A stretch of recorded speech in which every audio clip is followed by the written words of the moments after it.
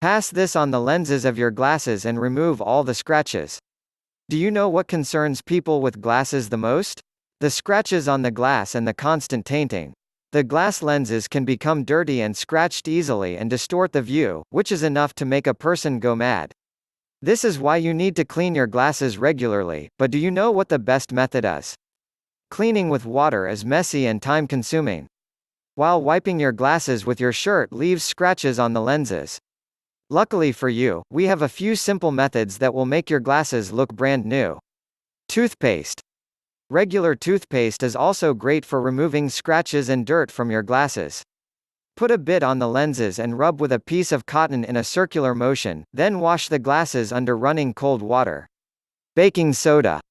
Mix a bit of baking soda with water until you get a paste, then apply it on your glasses and rub gently in a circular motion.